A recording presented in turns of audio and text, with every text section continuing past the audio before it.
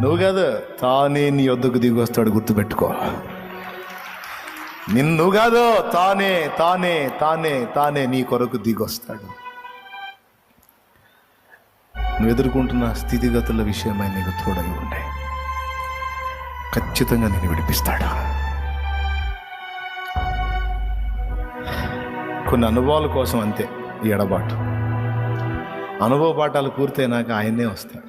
మరి ఏడ చేస్తావు అన్నా, మంచోళ్ళని చూసుకొని చేస్తా అన్నాడు. మంచోళ్ళని నువ్వు బాగు చేసేది పిచ్చోడా? మంచోళ్ళని నువ్వు బాగు చేసేది ఏంది? చెడిపోయిన వాళ్ళని బాగు చేయడానికే కదా మనల్ని పిలిచాడు ఆయన. ఏమంటారు? నిన్ను ప్రేమించేవాడిని నువ్వు ప్రేమిస్తే అన్యుడికి నీకు తేడా ఏముంది? నిన్ను ద్వేషించేవాడిని సైతం ప్రేమించటమే కదా దేవుని బిడ్డ లక్షణం.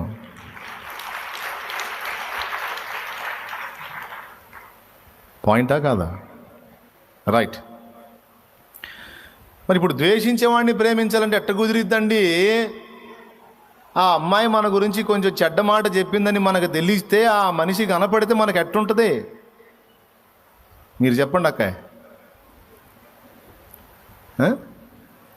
నీ దగ్గర మేలు పొంది ఆ పనికి మాలింది నీ మీద కాని మాటలు 4 చెప్పి అవతల వాళ్ళ మీద నిన్ను ఆరడిపరిచిందని నీకు తెలిస్తే నీకు కడుపు ఎంత మండిపోయిద్ది? రగిలిపోదు? ఏమనిపించిద్ది? ఆ మనిషి కనపడితే దయ్యం మోహం దానా అన్నీ పొందా, సైతాన్ మోహం వేసుకొని నా గురించి దుష్ప్రచారం చేస్తాను, ఆ మనిషి చూస్తే అనిపించింది. కానీ వాక్యం అంటుంది, అట్లా రివర్స్ అవటం లేదు. నీ దగ్గర మేలు పొంది నీకు కీడు చేసినా సరే నువ్వు ప్రేమించాల్సిందే. ఏంది ఏసయ్య, అట్లా ప్రేమిస్తారు ఏసయ్య? అసలు నాకు అర్థం కాదు అని నువ్వు అడిగితే, నిన్నెట్ట నేను ప్రేమించాను నువ్వు అట్టనే ప్రేమించంటాడు.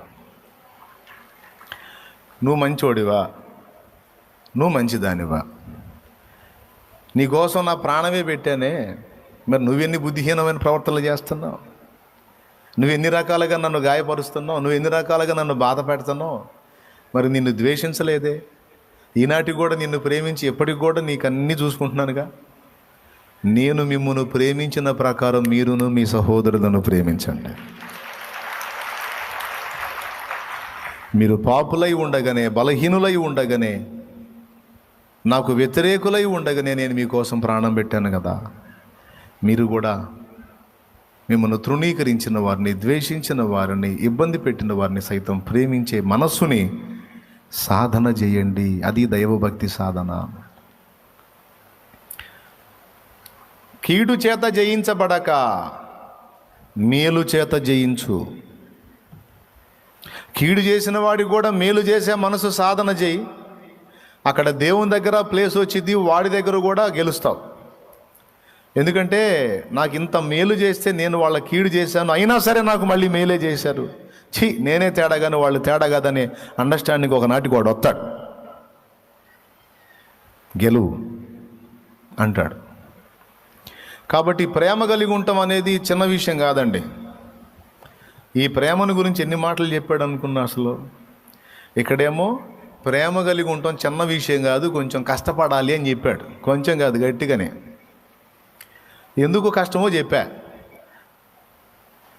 నచ్చని మనిషితో మాట్లాడబుద్ధి కాదు, కానీ ఆయన అంటాడు నువ్వు మాట్లాడు అంటాడు. ఏంది ప్రభా మాట్లాడేది? ఆ మనిషిని చూస్తుంటే నాకు నోరు మూసుకొని మాట్లాడు, ఓవర్ యాక్షన్ చేయవాగు, నిన్ను చేర్చుకోవాలా నేను బా అంటాడు.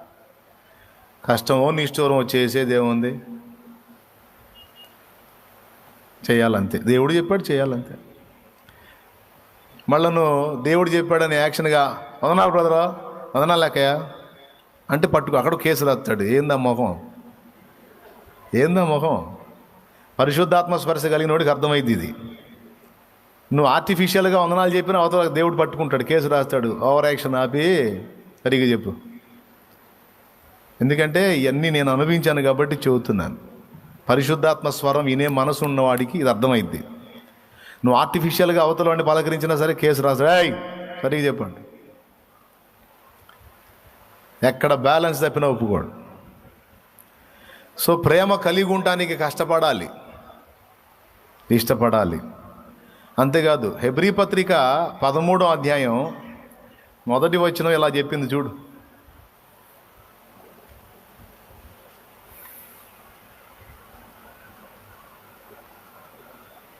సహోదర ప్రేమ నిలవరముగా ఉండనీయుడి.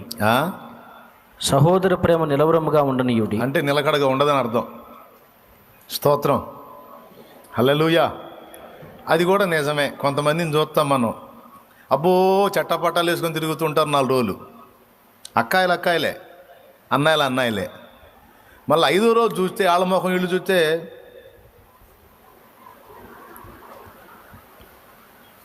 ఏంది నిన్నటిదాకా అతుక్కొని తిరిగారుగా, ఏంది ఆమెను చూస్తే నువ్వేం ఇడి తిప్పుతున్నావు, ఏందక్కాయ అన్నావు అనుకో, మామూలు కాదులే. అరే ప్రేమ అంటివి, ప్రాణం ఎత్తానంటివి, అసలు నోటు అన్నాలు పెట్టుకుంటారు, టిఫిన్లు కుక్కుంటుంటారు నోట్లో. ఏ 4 రోజులేనా, 5వ రోజు ఏంది ఒకళ్ళనొకళ్ళు తేడా అంటున్నారంటే ఆ మనిషి అలాంటిదని నాకు అర్థం కాలే అప్పుడు. ఇప్పుడు అర్థమైందంట. అందుకని ఆ మనిషిని ఒప్పుకోదంట ఈ మనిషి. ఏ మనిషి? ఈ మనిషి. అంటే ఇక్కడ ఇంకొక రహస్యం ఏం చెబుతున్నాడంటే, అబ్బాయ్ ఈ ప్రేమ కలిగి ఉంటానే కష్టపడాలి, అండ్ ఈ ప్రేమ కూడా నిలవరంగా ఉండదో నిలబెట్టాలి అన్నాడు. నిలవరంగా ఉండాలి. యేసయ్య ప్రేమ మన మీద నిలవరంగా ఉందా, తాత్కాలికంగా ఉందా? టెంపరీగా ఉండి అప్పుడప్పుడు లేచి వెళ్ళిపోతుంటుందా ప్రేమ? నిలవరంగా ఉందా? ఒక్కటే మాట చెప్పేశాడు, శాశ్వతమైన ప్రేమతో నేను నిన్ను ప్రేమిస్తున్నాను.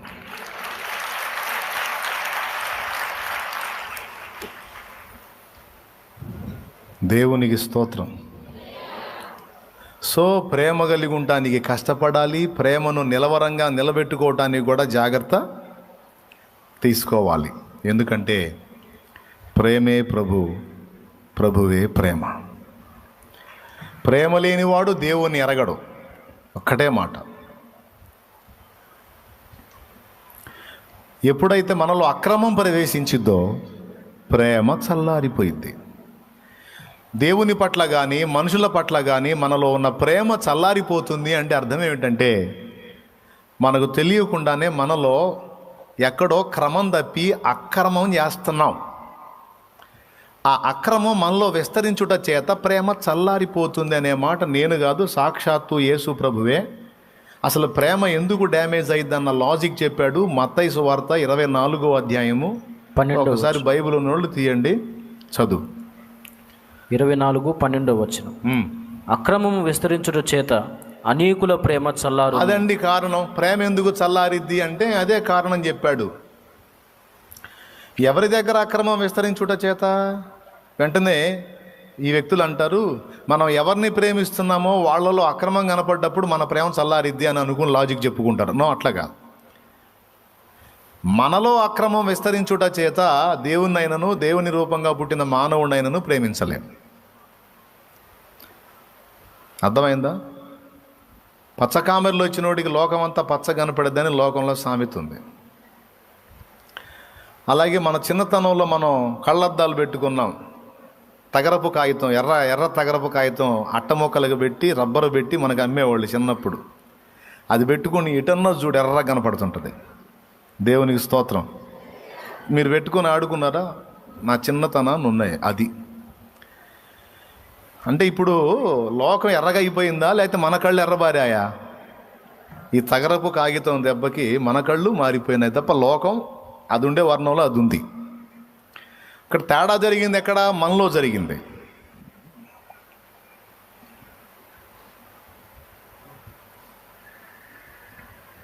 గతంలో చెప్పా, మళ్ళీ ఒకసారి గుర్తు చేస్తా. ఫలానా వ్యక్తి నన్ను చాలా టార్చర్ చేస్తుంది, ఫలానా వ్యక్తి నన్ను చాలా టార్చర్ చేస్తున్నాడు అని ఆ వ్యక్తి మీద కోపంతో ఆ వ్యక్తి విషయమై ప్రార్థించమని ఎవరైనా నా దగ్గరకు వచ్చారు అనుకో, దేవా ఏంటి నా పరిస్థితి? ఆ పరిస్థితిలో ఉండవా హడావుడి ఉండరా, కొద్దిగా ఆగురా, ఎదురు చూడరా, పరిగెత్తవారా, వెయిట్ బలమైన కార్యాలు చూస్తావు. ఇప్పుడు చూసింది ఎప్పటివరకు చూసింది కొన్నే, చిన్న చిన్నవి, వీటికంటే మరి గొప్పవి చూస్తాం. ఆమేన్. అనేకులకు దీవెనకరంగా మారుతాం, ఆశీర్వాదకరంగా మారుతాం. వాళ్ళు నాకు ఆ వ్యక్తి మీద ద్వేషంగా చెప్తారు. ఏంటన్నా కూర్చోనీడు, నిలబడనీడు, ఏం చేసినా వంకే నరకం చూపిస్తున్నాడు, నాకు దరిద్రుడు సైతాన్లా కనపడుతున్నాడు, నాకు వాడిని చూస్తుంటే అస్సలు నాకు అలా ఉల్లగాటలేదు. నిజంగా వాడిని దేవుడు వాడికి బుద్ధి చెప్పాలా, వాడిని మార్చేయాలా, నా నుంచే ప్రార్థన చేయండి అన్న వాళ్ళని కూడా విన్నాను నేను. స్త్రీలు అయితే బయట వాళ్ళ గురించి తక్కువ కానీ ఇంటి వాళ్ళ గురించి ఎక్కువ చెబుతారు. సహజంగా తల్లుల మీద తక్కువ చెబుతారు, అత్తల మీద ఎక్కువ చెబుతారు. మా అత్త ఉందన్న సైతాంది, మామూలు దెయ్యమే దురాత్మే ఉన్నట్టు ఉంటుందన్న నా ముందైతే. ఆ మనిషి అసలు ఏదన్నా చెయ్యి, ఏదో ఒక వంక చూపించి మా ఆయన చేత నన్ను తన్నించాలని, ఏదో ఒక వంక చూపించి నన్ను తిట్టాలని, మళ్ళీ వాళ్ళ కూతుర్ని బాగానే ప్రేమించింది, నన్ను ఎందుకు అంత ద్వేషించుద్ది ఆ సైతాంది అని ఆమె మారాలని ప్రార్థన చేయండి అని అడుగుతారు. నేను నెత్తి మీద చేయబెట్టి ప్రభా ఈ బిడ్డకు మారు మనసు దయచేయని ప్రార్థన చేస్తాను. అది నా పాయింట్. ఆమె మారాలి, వాడు మారాలని ప్రార్థన చేయమని నన్ను కోరితే వీళ్ళు మారాలని ప్రార్థన చేస్తాను నేను. ప్రార్థన చేసిన తర్వాత నాకు వెళ్ళి చూస్తారు. ఎందుకు చూస్తారు నాకు తెలుసు. మేమేం చెప్పాము, నువ్వేం చేసావు, వాళ్ళు మారాలని ప్రార్థన చేయమంటే ఏందమ్మా అంటే అప్పుడు నేను చెప్పే సమాధానం ఏంటంటే, మరి లేకపోతే ఏందమ్మా, నువ్వేమన్నా సిలువ మోసావా, నీ చేతులకి ఏమన్నా శీలలు కొట్టారా, నీ కాళ్ళకి ఏమన్నా శీలలు కొట్టారా, నీ ఒంటి మీద ఏమన్నా కొరడాల దెబ్బలు కొట్టి నీ చర్మం ఏమైనా చీలికలు పేలికలు అయిందా, అంత శ్రమ పడలేదుగా. 4 నోటి మాటలు నొప్పిని తట్టుకోలేనంత ఇరుకైన హృదయాన్ని కలుగున్నావు, నువ్వు ఎట్లా ఒప్పుకుంటాడ్రా నిన్ను దేవుని రాజ్యంలో? అంత చిన్న నొప్పిని కూడా భరించలేక బయటపడిపోయి వెంటనే ప్రతీకారానికి దిగావే. ఇప్పుడు మారాల్సింది ఎవరు? నిన్ను ఇబ్బంది పెట్టేవాళ్ళ, లేకపోతే ఆ చిన్నపాటి ఇబ్బందిని కూడా తట్టుకోలేని నీ ఇరుకైన మనసా? ఎవరు మారాలి? అర్థమైన వాళ్ళు చెప్పండి, ఎవరు మారాలి? నేను చేసిన ప్రార్థన తప్ప రైటా? దేవునికి స్తోత్రం చెప్పండి. మా అత్త పనికి మాలింది, మా అత్త సైతాను, మా అత్త దురాత్మ, మా అత్త అంధకార శక్తి అంటాం కాదు. అలాంటి మనిషి ఇబ్బంది పెట్టినా ఆ కొద్దిపాటి మాటల నొప్పిని కూడా తట్టుకోలేక బయటపడిపోయిన నీ బతుకు ఎంత దారుణం. అది కాదు కదా గొప్ప. నీకు నువ్వే ప్రశ్న వేసుకోవాలి. అది 4 మాటలు పడలేకపోతున్నాను, మరీ ఇంత దరిద్రంగా ఉందేంది మన మనసు. 4 మాటలు తినలేకపోతున్నాను, తీసుకోలేకపోతున్నాను, మరీ ఇంతటి ఎలా పడిపోయింది నా మనసు. చీచి, ఎట్లయితే నేను యేసు కోసం ఇంకేం చేయగలుగుతాను? నా కోసం నా తండ్రి ఎన్ని పడ్డాడు, దూషణ పొందాడు, ద్వేషం పొందాడు, ముఖం మీద వెంట్రుకలు పెరగబడ్డాయి. ఒక వెంట్రుక కదిలించండి ఎంత చురుకు పుట్టిద్దో. ఆడవాళ్ళకు జుట్టు లాగితే మహాకోపం, ఎందుకంటే జుట్టు పొడువుగా ఉంటుంది. మనమేమో ఎంత పొడుగుంది కదా అని ఏదరో పట్టుకొని లాగితే నొప్పి పడుతుంది అనుకుంటా. ఈ లింక్ అక్కడ ఉంటుంది కదా తల దగ్గర, ఇట్లా ఒక్క వెంట్రుక లాగినా సరే చర్రమని చూస్తారు. ఎప్పుడన్నా లాగి చూడండి, తన్నకపోతే అప్పుడు అడగండి. దేవునికి స్తోత్రం, హల్లెలూయా. ట్రై చేస్తారేంది? ఇళ్ళకి పోయి ఎందుకు అనవసరంగా మర్యాదలు కోల్పోతారు, కోటింగ్లు పడతాయి. చురుకు అలాంటిది. తల వెంట్రుకలే అంత చురుకు అయితే ముఖం ఇంకా సెన్సిటివ్. ఈ ముఖం మీద వెంట్రుకల్ని ఇలా చేత్తో తీసేశారమ్మా. ఊహించండి ఒక్కసారి ఎంత బాధను అనుభవించుంటాడో నా తండ్రి. ఎన్ని అబద్ధాలు కాదు, మన పాపముల కోసం యేసు నిజంగానే అయి పొందాడు. ముసుగు వేసి పిడిగుద్దులు ఇటుపక్క ఒకడు గుద్ది అటొచ్చి, యేసు నేను ఇప్పుడు ఎవరు గుద్దారో ప్రవచించు. మాట్లాడతానే అలాగ ముఖానికి స్పాట్మని కొట్టి, ఎంత చిత్రవద. అరికాలు మొదలు నడినెత్తే వరకు, శిరం మొదలుకొని సిరిపాదం వరకు సర్వ శరీరం నాగలి సాళ్ల వలె దున్నబడి నెత్తుటి ముద్దగా చేయబడ్డాడు అని రాస్తుంది ఆయన గురించి. కానీ చూడండి, కొట్టిన వారి నాశనాన్ని కోరాడా, రక్షణ కోరాడా? ఒక్కసారి చూడు. నాటి హేబెలు రక్తం నాకు న్యాయము తీర్చమని దేవునికి నేలలో ఉండి మొర్రపెట్టింది నాటి హేబేలు రక్తం. కానీ ఈ నీతిమంతుని రక్తం మరి శ్రేష్టముగా పలికిందట. ఏమనో తెలుసా? వారేమి చేయుచున్నారో వారు ఎరుగరు, తండ్రి వారిని క్షమించు అని. హేబెలు కంటే శ్రేష్టముగా పలుకు ప్రోక్షణ రక్తం కిందికి మీరు వచ్చారన్నాడు. అలాంటి యేసయ్యకు బిడ్డలమని చెప్పుకుంటూ, అలాంటి యేసయ్య సంతానం అని చెప్పుకుంటూ, ఆయన రక్తం తీసుకుంటున్నాం, శరీరం తీసుకుంటాం అని చెప్పుకుంటూ, ఆ మాత్రం ఓర్పు సహనాలు లేకపోతే మనమేం క్రైస్తవులం, మనమేం క్రిస్టియానిటీ? ఇప్పుడు చెప్పండి, మాటలు అనేవాళ్ళు మారాలా, ఆ మాటల్ని తినలేకపోతున్న మనం మారాలా? అసలు ఈ పాయింట్ని ఎవరు అర్థం చేసుకుంటారు? విన్నప్పుడు కరెక్టే కదా అనిపించిద్ది. ఇంటికి పోగానే ఏమైనా అన్నారు అనుకో, ఇప్పుడు ఈరోజు ఈ ప్రసంగం విన్నారు కదా, నీకు పరీక్ష కోసమైనా సరే ఇంటికి పోగానే ఏదో ఒకటి అంటారు. నాకు చాలాసార్లు జరిగింది ఇట్లా. నేను ఈ చర్చిలో తీర్మానం చేసుకొని వెళ్తాను, నిజంగా ఒక మాట అన్నా కూడా పడేటట్టు ఉండాలి, స్తోత్రం అని తీర్మానాలు చేసి ఇంటికి పోతా. ఇంటికి పోగానే కదిలిస్తారు, తీర్మానం చేశాంగా. ఇక పోయి అవతల వాళ్ళు రెచ్చగొట్టగా, ఇదిగో ఈరోజు అసలుకే చర్చిలో తీర్మానం చేశా, నన్ను రెచ్చగొట్టొద్దు, దేవునికి స్తోత్రం అని అవతల వాళ్ళ మీద కాసేపట్లోనే బయటపడిపోతాం. కానీ దేవుని వాక్యం చెప్తుంది అలా ఉండరాదు.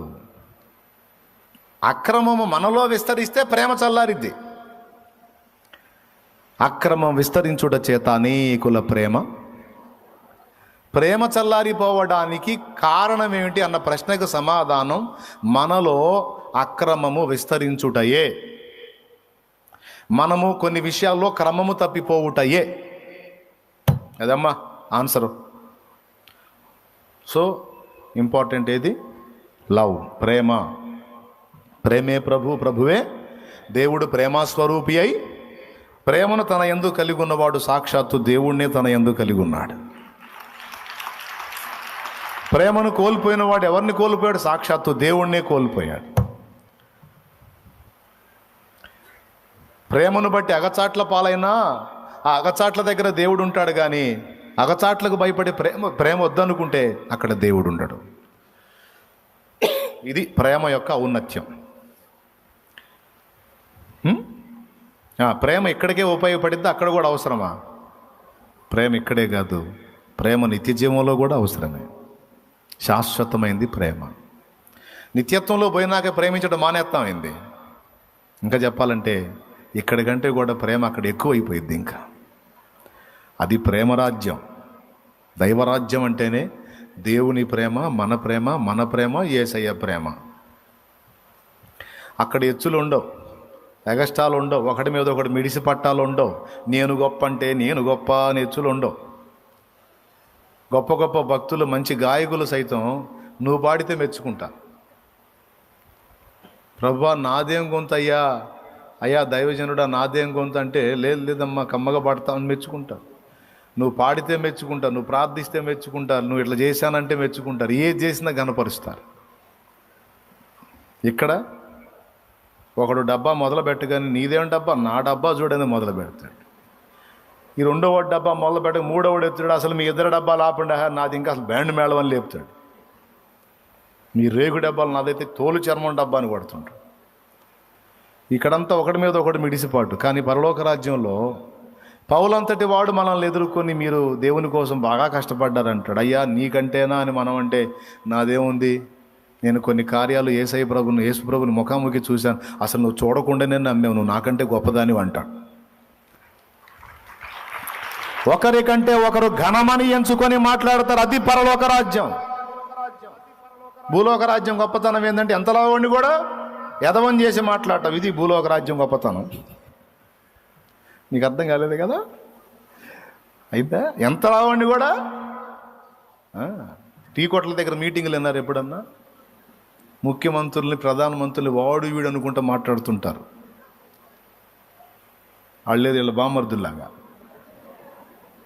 వాళ్ళకి వీళ్ళే గైడెన్స్ ఇచ్చినట్టు, వీళ్ళే సలహాలు ఇచ్చినట్టు మాట్లాడుతుంటారు కొంతమంది.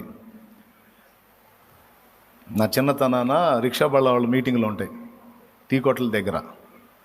అస్సలు రిక్షా బండ్లు బాడుగులు కూడా వదిలిపెట్టి టీ కొట్ల దగ్గర టీ తాగుతూ కొట్టుకుంటారేమో అనిపించింది. ఎవరి దగ్గర? పార్టీల దగ్గర, రాజకీయ నాయకుల దగ్గర డిస్కషన్ వచ్చి అసలు ఎంత లావున మాట్లాడుకునే, కేకలు వేసుకునేవాడు, ఏందో వాడు చేసింది, వాడు ఆడు అని, అట్లా వాడు ఈడని మాట్లాడుకుంటాం. అంతలా వాళ్ళ గురించి వీళ్ళు ఎట్లా మాట్లాడతారు, వీళ్ళు ఎంత గొప్పవాళ్ళు అంటే, టీ అయిపోయిన తర్వాత చిన్నగా బండి బండి అనుకుంటా పోతాడు.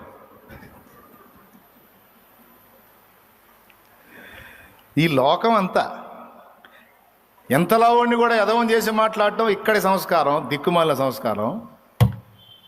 బలహీనులను కూడా బలవంతులని సన్మానించే మాట్లాడేది పరలోక రాజ్యం. కొడితే గట్టిగా, లేకపోతే వద్దులే, అంత మరీ ముష్టేసినట్టు. స్తోత్రం. New season, huh? Let's get off to a fresh start. We should charge from the very first ball. Do we have everything we need? Big basket! Everything you need. Hey! అది ప్రేమను బట్టి. ప్రేమ ఆ సన్నివేశాలు ఒక్కోసారి ఊహించుకుంటే భలే అనిపిస్తుంది. నేను పాటలు పిచ్చోడిని, ఆడు కూడా పాటలు పిచ్చోళ్ళు కొంతమంది చేరున్నారు అక్కడ. దావీదే కూర్చున్నాడు అనుకో, ఆ దావీదు కీర్తనాకారులు, ఇప్పుడు దేవదాసయ్య గారు మంచి రచయిత, ఏమండి, చౌదరి పురుషోత్తం గారు, మురారి దావీదు గారు, బేతాళ జాన్ గారు, ఆంధ్ర క్రైస్తవ కీర్తనలో కమ్మని పాటలు రాసినోడు, ఏమండి, మిక్కిలి సమూయేలు గారు, చెట్టి భానుమూర్తి గారు, రకరకాల భక్తులు ఉంటారు. ఆడ పెద్ద గుంపు ఉంటుంది అక్కడ.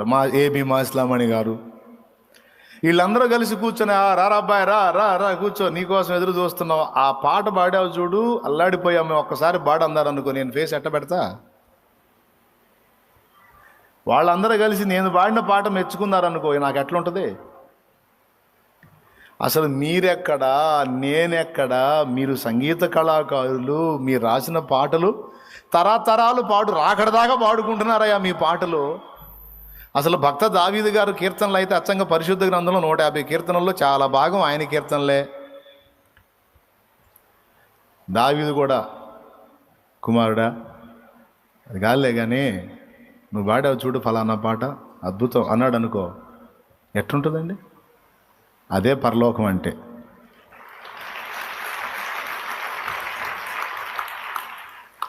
కానీ మనకు భూమి మీద మనసు అప్పదే, ఎదుటి వాళ్ళని మెచ్చుకుందామంటే అందరు కలిసి మనకి భజన చేయాల. ఎవడన్నా చూడు మనల్నే మెచ్చుకోవాలి, కానీ సచ్చినా మనం ఇంకొకరిని మెచ్చుకోం. ఏం పిసిన కొట్టు బుద్ధిలో ఏం పాడో నాకు అర్థం కాదు. నిజమా కాదా చెప్పండి? అబద్ధాలు ఆడకుండా నిజం చెప్పండి. కానీ మనం క్రైస్తవులంగా అందరు కలిసి మనకు భజన చేయాలంటాం కాదు. ఎదుటివాడి కష్టాన్ని గుర్తించి ప్రశంసించటం, మెచ్చుకోవటం అనేది మన జాతి లక్షణం. ఒక క్రైస్తవుడి జాతి లక్షణం ఏంటంటే, ఎదుటివాడిని యొక్క శ్రమను గుర్తెరిగి, వాని తలాంతును గుర్తెరిగి, వాడిని ఘనపరిచి సన్మానించి మాట్లాడటం, ప్రశంసించి ప్రోత్సహించటం దైవ లక్షణం, శుభలక్షణం. ఓకే, ఇదంతా ప్రేమను బట్టి ఏర్పడింది. ప్రేమ ఒక వ్యక్తిలో నిండి ఉంటే ఈ లక్షణాలు ఈ లక్షణాలు ఈ లక్షణాలు అని చెప్పే అవసరం లేదు. శుభ లక్షణాలు మూటగా మారిపోతాడు. హల్లెలూయా. దావీదు యుద్ధాలు చేయాలండి. సంసోను, దావీదు, వాళ్ళ మీదికి పరిశుద్ధాత్మ బలముగా దిగి వచ్చాడు. అందుకే సింహాలను చీల్చారు, గొలియాతు లాంటి వ్యక్తుల్ని కూల్చారు. బలముగా దిగి వచ్చాడు. శాంసన్ మీదకైతే ఇంకా అమిత బలం. ఓకేనా? రైట్. రాజ్య పరిపాలనలో నాకు జ్ఞానం లేదన్నందుకు సొలొమోను మీదకి జ్ఞానాత్మగా వచ్చాడు, జ్ఞానం ఇచ్చాడు. నిర్గమాకాండంలో ఇశ్రాయేలు జనాంగాన్ని ఐగుప్తు నుంచి బయటికి తీసుకొని రావడానికి మోషేతో పాటు వచ్చిన యెహోషువాకి, మోషే తర్వాత ఆ మందను నడిపించడానికి మోషే చేతులు ఉంచినప్పుడు యెహోషువ జ్ఞానాత్మ పూర్ణుడయ్యను అని ద్వితీయోపదేశంలో రాసింది. ఇప్పుడు యెహోషువ మీదకి ఎలా వచ్చాడు? జ్ఞానాత్మగా వచ్చాడు. దావీదు సంసోన్ల మీదికి బలము కలిగించు ఆత్మగా వచ్చాడు. బెసలేలు అనే వాని మీదికి పనితనపు జ్ఞానం కలిగించే ఆత్మగా వచ్చాడు. ఏమండి? ఏలియా మీదికి సత్య సంస్థాపనాత్మగా వచ్చాడు. సత్యం కొరకు రోషాన్ని పుట్టించు ఆత్మ. ఇలా ఒక్కొక్క భక్తుని మీదికి ఒక్కొక్క విధంగా పరిశుద్ధాత్మ దిగొచ్చాడు. వచ్చి వారికి ఆయా విషయాలు ఇచ్చాడు. కానీ క్రొత్త నిబంధన క్రైస్తవులు అనగా మన మీదికి దేవుడు ఎలా వచ్చాడో తెలుసా? పరిశుద్ధాత్మ మనకి ఏం అనుగ్రహించాడో తెలుసా? అప్పటి వాళ్ళకి ఒకడికి బలము, ఒకడికి జ్ఞానము, ఒకడికి పనితనపు జ్ఞానము, మరొకడికి ఇంకొక జ్ఞానం, మరొకడికి ఇంకొక శక్తి అవసరమై అప్పటి పరిచర్యకి అవసరమైతే, ఇప్పుడు క్రొత్త నిబంధన సంఘం మీదికి పరిశుద్ధాత్మ వచ్చి మనలో ఏం కుమ్మరించాడో తెలుసా? దేవుని ప్రేమను కుమ్మరించాడట. మనలో ఏం కుమ్మరించాడు? ప్రేమని. అంటే ఆనాడు దావీదుకు ఆ బలం అవసరమైతే ఈనాడు క్రొత్త నిబంధన సంఘానికి ప్రేమ అవసరం. ఏం అవసరం? అది మీరు చెప్పండి, ఏం అవసరం? తట్టెడు కృపావరాలు నీకున్న ప్రేమ లేకపోతే నువ్వు వాటిని వినియోగించలేవు. ప్రేమ నీలో ఉన్న తలాంతులను వినియోగించేటట్టు చేస్తుంది. ఆ ప్రేమ లేదనుకో, వినియోగించవు. కాబట్టి కృపావరాల కంటే కూడా శ్రేష్టమైంది ప్రేమ. అది ఇంతవరకు స్పష్టంగా అర్థమైంది అన్నోడు చేతులు ఎత్తండి. చాలా వందనాలు, బాగా అర్థం చేసుకున్నందుకు. అసలు వాస్తవంగా నేను చెప్పాలనుకుంది ఇది కాదు, కానీ పరిశుద్ధాత్మ దేవుడు ఆ పాయింట్ని చూపించాడు కాబట్టి కొంచెం అలా వివరించి వదిలేశా. మీరు వదిలేవాకండి. ఏం చెప్పా? స్వీకరించి హృదయంలో భద్రం చేసుకోండి. ప్రేమ కలిగి ఉంటానే కష్టపడతారా లేదా? 3 రోజుల ప్రేమ, నిలవరమైన ప్రేమ. ఎన్ని రోజులు? ఏమాత్రం మీ ప్రేమ? రైట్. యేసు ప్రభు మనకిచ్చిన ప్రేమ శాశ్వతమైన ప్రేమ అన్నాడు. సో మనం కూడా ఎదుటి వాళ్ళని కొంచెం ఎక్కువగా ప్రేమలో కంటిన్యూషన్ మెయింటైన్ చేద్దాం. ఓకేనా? మళ్ళీ ఈ ప్రేమ అనగానే దిక్కుమాలిన మళ్ళీ లోకంలో ప్రేమలు తీసుకొచ్చారు. నేను ఆ అబ్బాయిని వదిలేద్దాం అనుకున్నాను, దేవుడు మాట్లాడాడు నాతో. 4 రోజులు చేసి మానుకోకూడదు, శాశ్వతమైన ప్రేమ అన్నాడు. కాబట్టి ఇక ఈరోజు పరిశుద్ధాత్మ దేవుడు నాతోనే మాట్లాడాడు. ఇక లవ్ని కంటిన్యూ చేద్దాం. అమ్మా దెయ్యం మొహందానా, అలా తీసుకోవాకమ్మా అని నేను అందాం అనుకుంటున్నాను, కానీ అనలే. అమ్మా మా తల్లి కాదు, అలా అనుకోవద్దమ్మా. అయ్యా నువ్వు కూడా అన్నయ్య చెప్పాడు, మరి అమ్మాయిని వదిలేద్దాం అనుకున్నాను కానీ అబ్బా అట్లా ఉండకూడదురా, ప్రేమ కంటిన్యూ అని అనుకునే అవకాశం. అందుకని అయ్యా నేను చెప్పేది ఆ లవ్ కాదయ్యా, అది కాదు, దేవుని ప్రేమయో. ఆ ప్రేమ పవిత్రమైన ప్రేమ, పరిశుద్ధమైన ప్రేమ.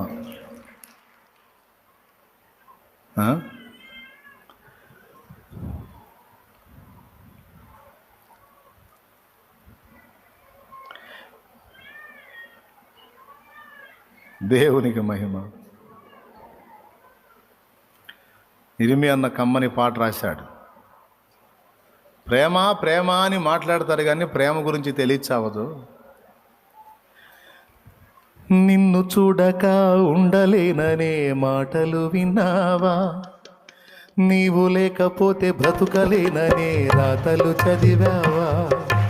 నిన్ను చూడక ఉండలేననే మాటలు విన్నావా? నీవు లేకపోతే బ్రతుకలేననే రాతలు చదివావా? ప్రేమంటేనే తెలియని మనుషుల గారడి చెల్లెమ్మ, ప్రేమ పేరుతో మోసపోతే అది ఆరడి బ్రతుకమ్మ. ప్రేమంటేనే తెలియని మనుషుల గారడి చెల్లెమ్మ, ప్రేమ పేరుతో మోసపోతే అది ఆరడి బ్రతుకమ్మ. నీతి మాలిన మనుషుల ప్రేమలు నిజమనుకోకమ్మా. ఎండమావిలో ఎన్నడు దాహం తీరదే చెల్లెమ్మ, నల్ల ఎరుగని తెల్ల పావురమపై పైకెగిరావా, కఠినమైన ఈ లోకపు పోకడ.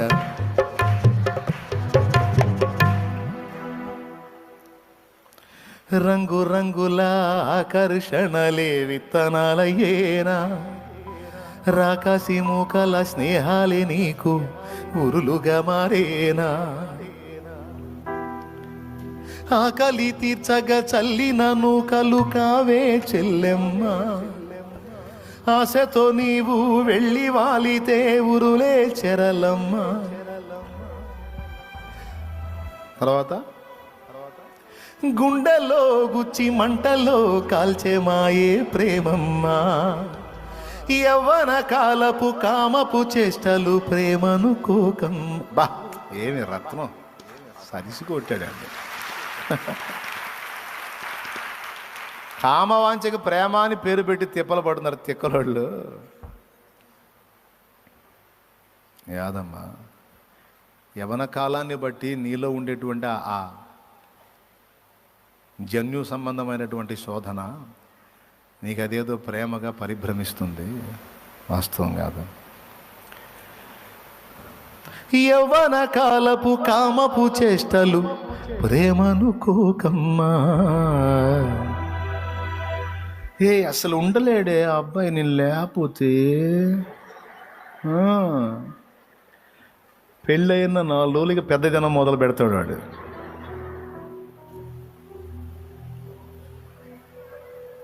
దేవునికి స్తోత్రం. మళ్ళీ ఏమే ఏడిసిద్ది. నిజంగా లవ్ అనుకున్నానే, లవ్ కాదు, నా చెవులో పువ్వు పెట్టేశాడు. మోసపోయాను, ఇంకేం జీవితం నాశనం అయిపోయింది. పెద్దోళ్ళు నిజంగా ప్రేమించే పెద్దోళ్ళు చెబుతుంటారు, అమ్మా మీ లైఫ్ రా, ఫ్యూచర్ రా, 4 రోజుల విషయం ఆలోచించవాకమ్మా, నీకు మంచి భవిష్యత్తు కోసం మేము ఎంత అల్లాడుతున్నాం, డాడీ ఎంత కష్టపడి సంపాదించి నీ చదువుకు తోడ్పాటు అందించాడు, ఇంత చేసిన వాళ్ళు నీకు బెస్ట్ ఫ్యూచర్ ప్లాన్ చేయలేమా, వెయిట్ రా తల్లి, కొంచెం ఆగురా, ఆలోచించరా, తొందరపడి ఇచ్చేసాను, మనసు ఇచ్చేసాను, నేను నా బంధు ఇచ్చేసాను అనవాకరా, నువ్వు జాగ్రత్త అమ్మా అని చెబుతా ఉంటా. యాడింటదే ఇంటదా, ఇంటాడా? నాయన వాడిని ఆపలేము, ఆమెను ఆపలేము. ఈ ప్రేమ అనే వంగతో వీళ్ళు హడావుడిగా ఐక్యం కావటం ఎంత ఆవేశమో, 4 రోజుల్లో పెటాకులు అయిపోవడం కూడా అంతే ఆవేశం. ఇన్ని చూసాం. అట్లా కాదులే, కొంతమంది ఐక్యంగా ఉండనే ఉన్నారులే, ఏం కాదని అంటారేమో. ఏమో, తల్లిదండ్రుల కళ్ళల్లో రక్త కన్నీళ్లు చూసిన వాళ్ళు ఎవరు సుఖపడ్డట్టు చరిత్రలో లేదు. చూద్దాం. దేవునికి స్తోత్రం. తల్లిదండ్రుల కళ్ళల్లో అన్ని కన్నీ పెంచి పెద్ద చేసిన తల్లిదండ్రుల కళ్ళల్లో రక్త కన్నీళ్ళు మిగిల్చిన వాళ్ళు ఎట్లా సుఖపడతారు? పాపాలు ఒప్పుకోవాల్సిందే, మారు మనసు పొందాల్సిందే. క్రైస్తవులు అయి ఉంటే ఖచ్చితంగా తల్లిదండ్రుల విషయంలో నేను దుర్మార్గమే చేశాను, నన్ను క్షమించాయని ఆయన దగ్గర పాదాల దగ్గర పడి ఏడవలసిందే. అప్పుడు ఏదన్నా అవకాశం ఇస్తాడేమో. యవ్వన కాలపు కామపు చేష్టల్ని ప్రేమ అని భ్రమించి తర్వాత అల్లాడిపోయే జీవితాలు ఎన్నెన్నో.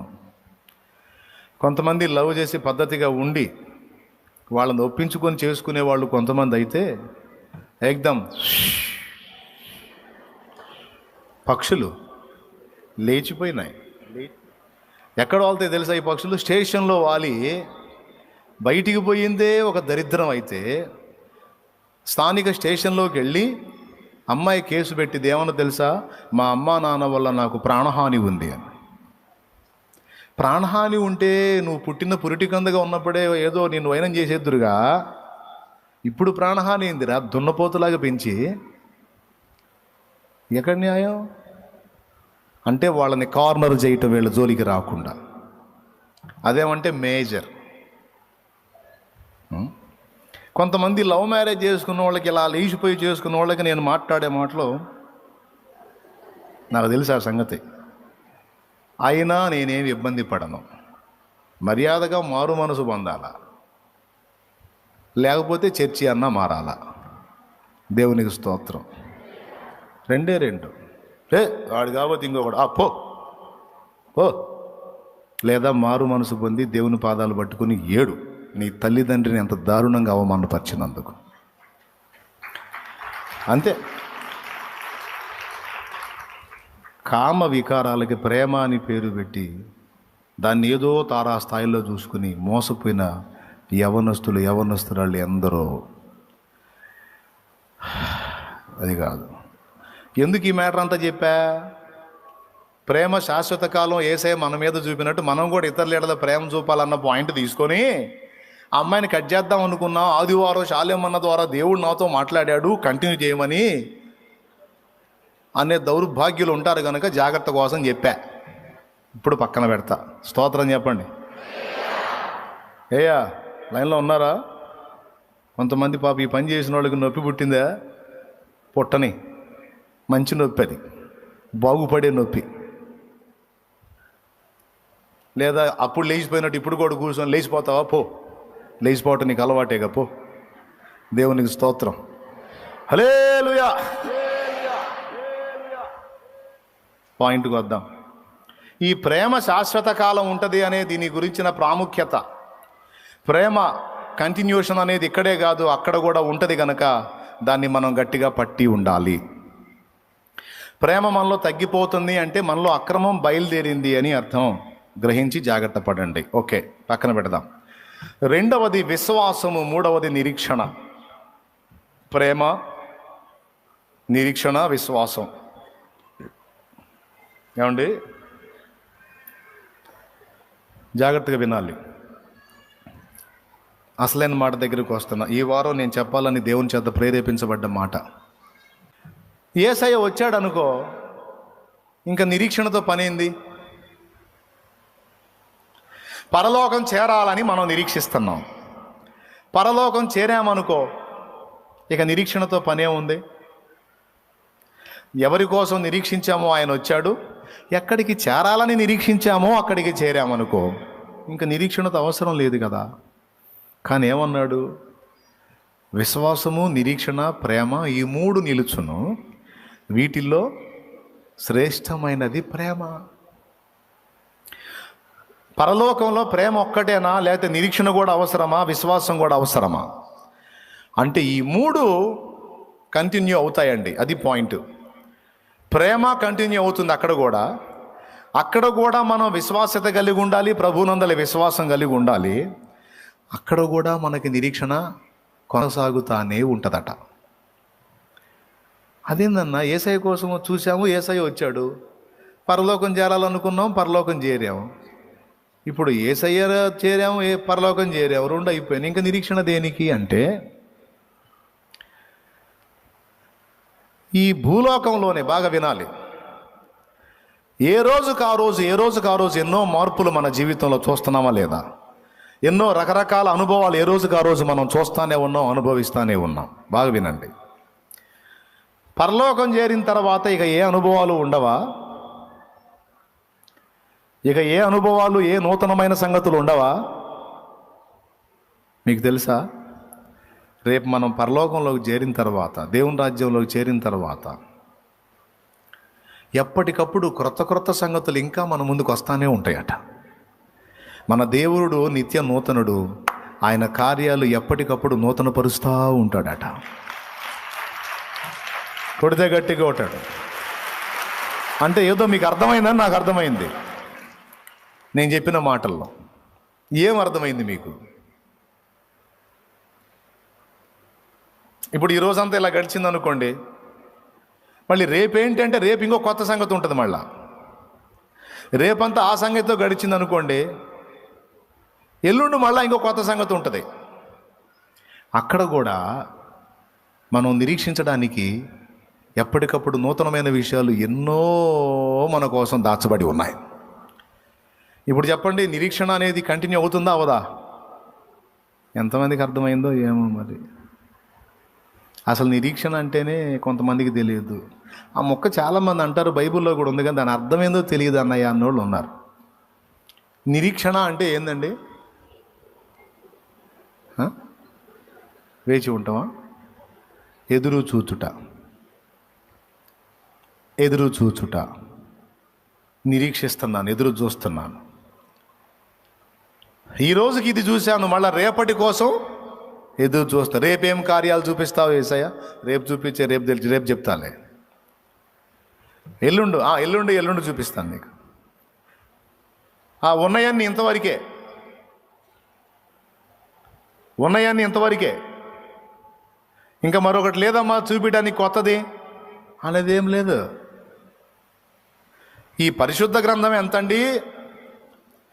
ఈ పరిశుద్ధ గ్రంథంలో సంవత్సరాలుగా భక్తులు బోధిస్తానే ఉన్నారు, ఎవరికి వాళ్ళకి కొత్త సంగతులు బోధిస్తానే ఉన్నారు. ఇందులోంచి ఎప్పటికప్పుడు నూతనమైన సంగతులు బోధిస్తాను.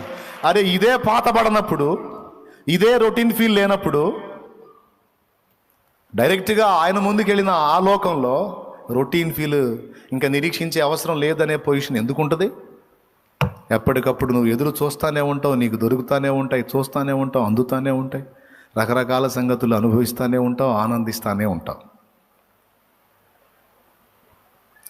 లేకపోతే అక్కడ ఆనందం ఏముంటుందో నాకు అర్థం కాదు. మీకేమన్నా ఇప్పుడన్నా అర్థమైందా? లేకపోతే మళ్ళీ చెప్పేది ఇంకోసారి? మాకు నీరసం అవుతుంది, చెప్పండి సరిగా. అర్థమైందా? రైట్. నిరీక్షణ అనేది కూడా నిర్విరామంగా కొనసాగింది అక్కడ. ఎందుకంటే మనం ఎప్పటికప్పుడు పొందుకునే క్రొత్త సంగతులు అనేకం ఉంటాయి కాబట్టి. ఏమండి, ఆ నిరీక్షణ గురించి ఈరోజు చెప్పాలనుకున్నానండి. ఒక్క ముక్క. పరలోకములో క్రొత్త సంగతులు చూపించే దేవుడు. వినండి, ఇక నేను మీకు నమ్మకం కోసం పైకి లెగుస్తా. అబ్బాయి కొంచెం దీన్ని లేపండి రా.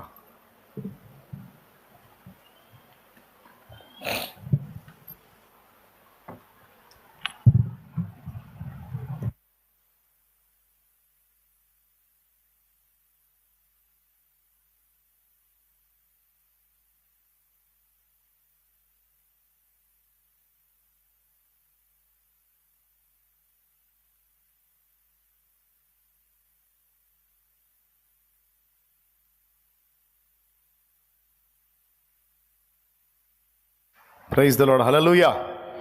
ఇప్పుడు మీకు నమ్మకం కలిగేటానికి నిలబడ్డాను నేను. అంటే ఇప్పుడు మీకు నిరీక్షణకు ఆధారం ఏర్పడింది. పైకి లేచాడంటే తొందరగానే ముగిస్తాడని. దేవునికి స్తోత్రం. హల్లెలూయా చెప్పండి గట్టిగా. ప్రియులారా జాగ్రత్తగా వినండి. మనం దేవుని ఎదుట ఎదురు చూసి ఎప్పటికప్పుడు నూతనమైన సంగతులు పొందుకోవటానికి రేపు అక్కడే కాదు, ఈ భూమి మీద కూడా ఉంది. సింపుల్గా ఒక్క మాటలో చెప్పాలంటే ఉండనీయడు, ఉండనీయడు, నిన్ను అలానే ఉండనీయడు. నువ్వు ఏ పరిస్థితుల్లో ఉన్నా నిన్ను అలానే ఉండనీయడు. అంతే. ఒక క్రైస్తవుడుగా, ఒక దేవుని సంబంధిగా నీలో నాలో కలిగి ఉండాల్సిన నిరీక్షణ ఇది. ఈరోజు ఉన్నట్టే రేపటిని కూడా ఉండనీయడు. ఈ రోజున్న ఇదే చేదులో రేపు కూడా ఉండనీయడు. అర్థమైందా? రేపు నిత్యత్వంలో పోయినాక ఈరోజు చూసిన సంగతులు ఇవే రేపు చూపించడు. ఈ రోజులాగానే రేపును కూడా ఉండనీయడు అనేది రేపు నిత్యత్వంలో మనం ఎలా ఎదురు చూస్తామో, నా తమ్ముడు చెల్లి భూమి మీద జీవితంలో కూడా అదే ఎదురు చూపు దేవుని బట్టి మనం కలిగి ఉండొచ్చు. ఫస్ట్ ప్రేమ అనే పాయింట్ గురించి మాట్లాడాను, ఇప్పుడు నిరీక్షణ అనే పాయింట్ గురించి మాట్లాడుతున్నాను. మీలో ఒకవేళ ఈ నిరీక్షణ ఉందో లేదో నాకు తెలియదు, కానీ భక్తులలో మాత్రం ఆ నిరీక్షణ ఉంది. ఫర్ ఎగ్జాంపుల్ మనం మోషేని తీసుకుందాం, మనకు బాగా పరిచయం కాబట్టి. దేవుడు మోషేకి కనబడి, రా నిన్ను ఇశ్రాయేలీయుల దగ్గరికి పంపిస్తాను, ఐగుప్తుకు పంపిస్తాను, ఫరోతో మాట్లాడే వాళ్ళని బయటికి తీసుకొని రా అనగానే మోషే వెళ్ళాడా? లేకపోతే అడ్డు చెప్పాడా? ఏమని చెప్పాడు మీకు తెలుసు, చెప్పండి.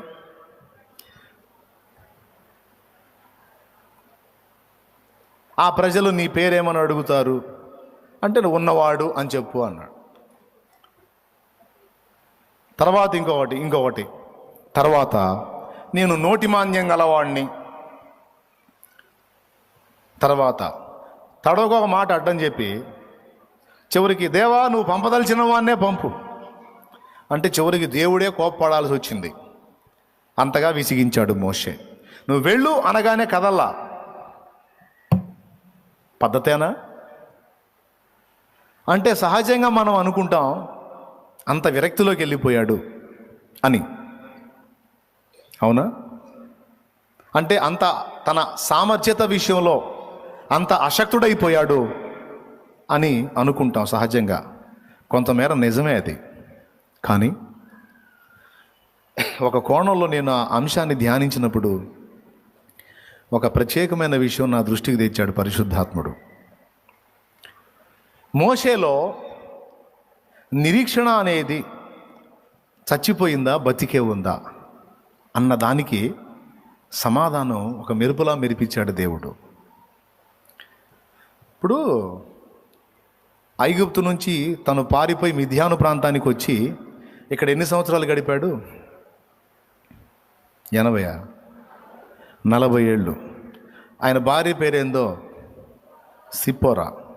పిల్లల్ని కూడా కన్నాడు. 40 ఏళ్ళు. ఇప్పుడు అక్కడి నుంచి వచ్చి 40 ఏళ్ళు వేరే ప్రాంతంలో బ్రతకడం మొదలుపెట్టిన తర్వాత ఇంకా తనను వాడుకొని దేవుడు ఆ ప్రజల్ని బయటికి తెస్తాడన్న నిరీక్షణ ఉంటుందా? ఉండదు. ఉంటుందా తమ్ముడు? ఉండదు. కానీ మోషే మైండ్ చెప్పనా? మోషేకి ఉంది. ఏమన్నా తెలుసా? నన్ను ఇక్కడ ఉండనీయడు, నన్ను ఇలానే ఉండనీయడు, ఏ రోజుకైనా సరే నన్ను ఇక్కడి నుంచి లేపుతాడు. ఏ నాటికైనా నన్ను ఈ పరిస్థితుల్లోంచి బయటికి తీసుకెళ్తాడు.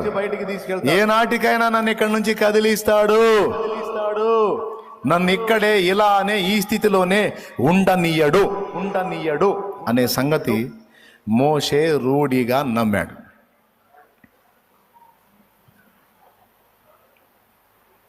దేవుడు ఏందో కాస్త కోస్తో తెలుసు మోషేకి.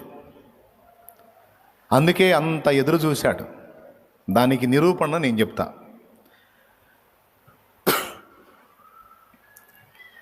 మోషే మిద్యాను దేశంలో ఏం చేశాడండి? మిద్యాను దేశంలో మోషే ఏం చేశాడు? వామ్మో ఇది ఎంత దారుణం. తన మామ అయిన ఇత్రో మందను మేపుతా ఉన్నాడు. మీరు లాజికల్గా ఆలోచించి చూడండి. 40 సంవత్సరాలు మామ మందను మేపటం ఏంది? కనీసం సంవత్సరానికి 4 పిల్లలు కూలికాడికి తీసుకున్నా, సంవత్సరానికి 4 పిల్లలు మాయా, సంవత్సరం అంతా మేపాగా మాయా, మరి నా వాట నాకు కూడా కావాలి మాయా అని సంవత్సరానికి, వినండి, 4 పిల్లల కాడికి తీసుకుంటే 10 సంవత్సరాలు చేసేటప్పటికి ఎన్ని పిల్లలు అవుతాయి ఆయన దగ్గర? 40 గొర్రెలు తన దగ్గర ఉంటే మరో 10 ఏళ్ళకి ఎన్ని అవుతాయి? 400 ఏంది?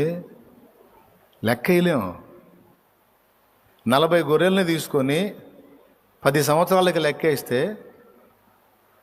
ఆ పిల్లలు పెద్ద అయ్యి ఆ పిల్లలు పిల్లల్ని పెట్టి ఆ పిల్లలు పిల్లల్ని పెట్టి ఆ పిల్లలు పిల్లల్ని పెట్టి ఒక పెద్ద మంద 20 ఏళ్లకే సొంత మంద ఉండాలి. Note this point your honour. దేవునికి స్తోత్రం. హల్లెలూయా. ఉండాలా లేదా?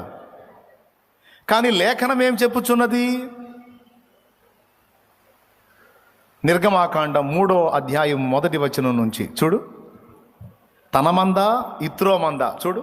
మోషే మిద్యాను యాజకుడైన ఇత్రో అను తన మామ మందను మేపుచు ఆ మందను అరణ్యము అవతలకు తోలుకొని దేవుని పర్వతమైన హోరేబుకు వచ్చెను. ఇప్పుడు ఎవరి మందను మేపుతున్నాడు? 40 ఏళ్ళు. దేవునికి స్తోత్రం.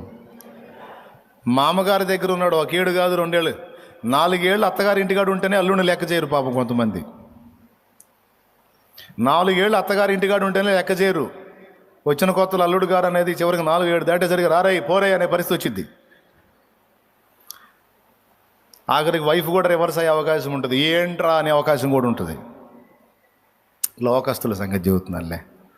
మనం దేవుని బిడ్డలంగా మనం అనం. 4 ఏళ్ళు ఉంటాయి. 40 ఏళ్ళు అక్కడే ఉన్నాడు. ఎన్ని అవమానాలు పొందాడో. సరే వదిలే, ఇతరు అయినా చేయొద్దు బాయ్ అల్లుడు, మరి నీకంటూ లైఫ్ కావాలి కదరా, పాప ఇన్నాళ్ళు చేస్తున్నావు, ఇదిగో ఈ మందని తీసుకోయా, కనీసం కూలి లెక్కన్నా తీసుకో.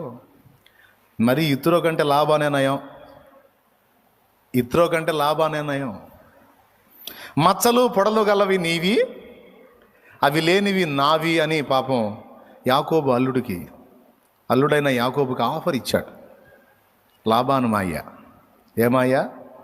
లాబాను మాయ. మరి ఇతరో మాయ దారుణం. 40 ఏళ్ళైనా ఆయన మందనే మేపించుకుంటున్నాడు కానీ 4 గొర్రెలు ఇచ్చినోడు కాదు.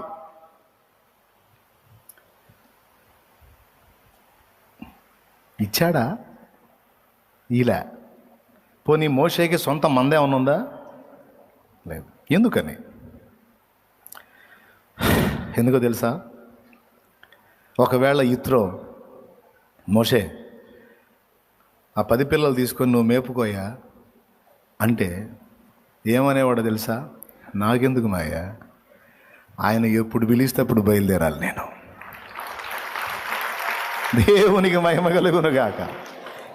ఆయన ఎప్పుడు పిలిస్తే అప్పుడు బయలుదేరాలి నేను, నాకెందుకు? అమ్మ ఏమి నిరీక్షణ, ఏమి పట్టు ఆ పట్టు. 40 ఏళ్ళైనా సరే అదే ఎదురు చూపు, అదే నిరీక్షణ. తనకంటూ మందను ఏర్పరచుకోవాలి.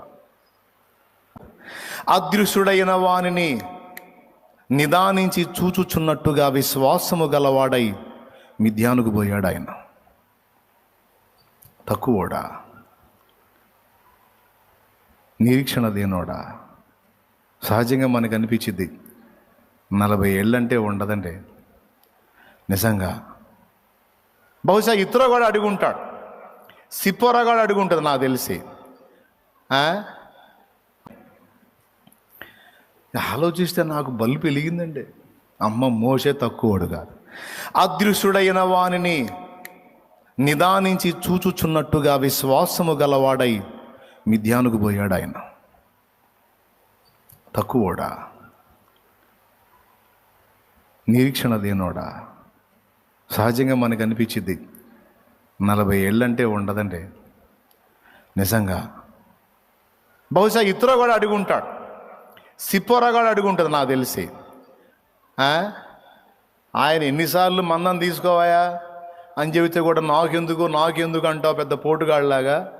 ఈ మొక్క చెప్పబట్టి 20 ఏళ్ళు అయింది. ఆయన వస్తాడు, నన్ను పిలుస్తాడు, నేను పోతాను. ఎవరాయన? దేవుడు. ఆయన వస్తాడు, నన్ను పిలుస్తాడు, నేను పోతాను, మా వాళ్ళని తెస్తానంటావు. మోషే అంటాడు, ఈ మంద ఏం మంద? గొర్రెల మంద? నేను ఆ మందం తోలుకొని రావాలి. ఏమందనే? ఆ మంద ఉంది. తమ్ముడు, మనుషుల్ని బట్టే జాలరిగా చేస్తాను నిన్ను అన్నాడు దేవుడు.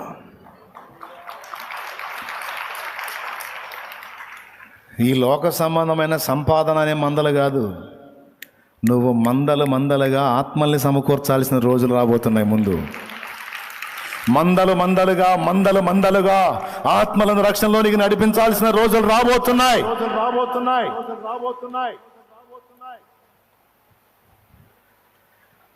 దేవుని వాక్యం ఇది గుర్తుపెట్టుకో. నీ నిరీక్షణ నిష్ఫలం అనుకుంటున్నావా? నీ ఎదురు చూపు వ్యర్థం అనుకుంటున్నావా?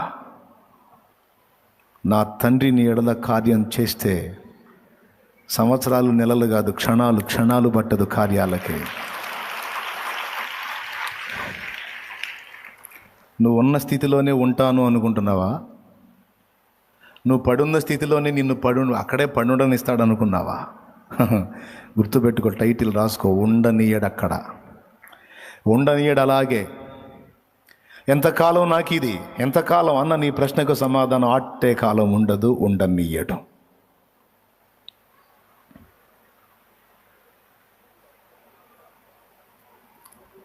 ముప్పై 38 సంవత్సరాలు జబ్బు రోగంతో పడున్నాడు ఒకడు, ఉండనిచ్చాడు అక్కడే.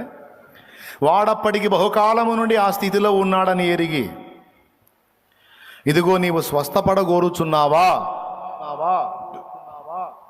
అని పలకరించి మరి వాడిని బాగు చేసి పంపించాడు. శృంగారం అనే దేవాలయం దగ్గర పుట్టినది మొదలుకొని కుంటివాడైన వాడిని అలానే అక్కడే ఉండనిచ్చాడా? యేసునామంలో లేచి గంతులు వేసి నడవమన్నాడు. ఆధ్యాత్మిక కుంటితనంలో కూలబడిపోయావా? ఆట్టేకాలం అలానే సాగుతా అనుకుంటున్నావా? అట్లా ఉండనీయడు. పడతా లెగుస్తా ఉన్నావా? నిన్ను నిలబెట్టి తీరతాడు ఆయన. ఈ అత్తగారింటికాడ ఈ బాధలు ఎంతకాలం? నాకు ఎంతకాలం ఈ అవమానాలు, ఈ తిరస్కారాలు? దేవా, నీ కార్యం కోసం ఎదురు చూస్తున్నాను. యెహోవా, నీ కార్యముల కొరకు నిరీక్షణతో ఎదురు చూస్తున్నాను. యెషయా అంటాడు, యెహోవా కొరకు ఎదురు చూచువారు నూతన బలం పొందుతారు. క్రొత్త కార్యాలు చూస్తారు, క్రొత్త బలాన్ని కూడా పొందుతారు. ఎవరెవరు ఏ స్థితిలో పడున్నారో ఒక్కటే మాట ఈరోజు దేవుడు చెప్పమన్న మాట. నేను ఈ స్థితిలో పడున్నాను, నా గతి ఏంది అని అడిగిన వారికి ఒక్క ముక్క చెప్పవా ఈరోజు అన్నాడు. అది చెబుతున్నా. ఏంటంటే, నువ్వు ఏ స్థితిని గురించి వాపోతున్నావో ఆ స్థితిలో నిన్ను అక్కడే ఉండనియను అని ఆయన మాట్లాడుతున్నాడు. నీ ఇష్టం.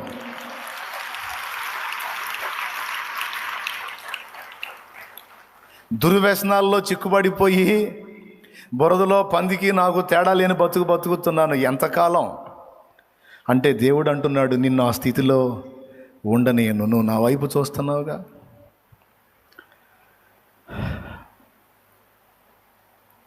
నీ వల్ల కాదని ఎరిగి నా కోసం చూస్తున్నావుగా.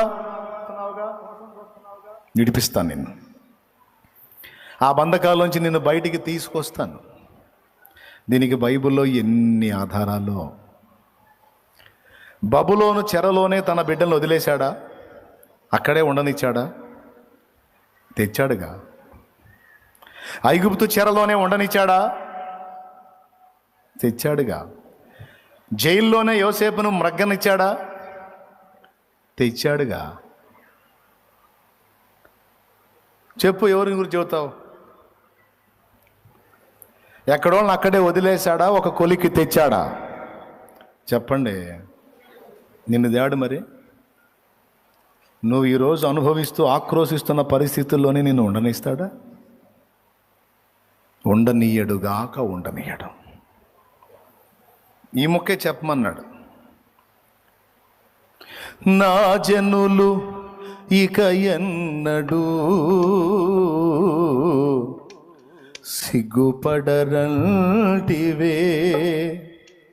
లేమిలో, దరిద్రతలో, అప్పుల్లో పీకల దాకా మునిగున్నాను. ఇంతేనా? శుభవార్త. అందులో నిన్ను ఉండనీయను అంటున్నాడు ఆయన. దీర్ఘకాలిక రోగంలో పడి ఇక్కడ కొట్టుకుంటా ఉన్నాను. ఏమిటి సంగతి? ఆయన నీతో మాట్లాడు. నీవు ఇప్పటికే బహుకాలము నుండి ఆ స్థితిలో పడి ఉన్నావని ఆయన ఎరుగును. ఇదిగో ఆయన నిన్ను లేవనెత్తబోతున్నానని చెప్పమన్నాడు.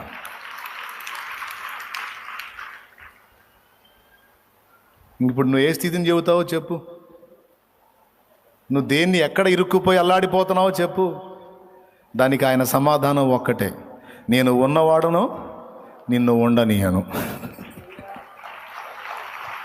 దేవునికి మహిమ కలుగునుగా. మా అమ్మ కూడా వచ్చి కూర్చుంది. మా అమ్మ కూడా శుభవార్త.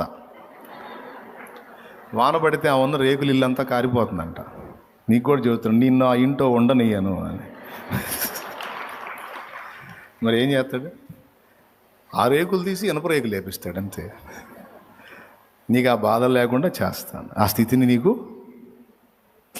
అంటే అందుబాటులో దొరికింది లేయాలి. ఏందో మరి మారు మనసు పొందినట్టుంది. ముందు వచ్చి కూర్చుంది, అందుకని చెబుతున్నాను నేను. ప్రిలా, నేను జోక్గా చెబుతున్నాను అనుకోవద్దు సుమా. హలో, పరిశుద్ధాత్మ స్వరమే.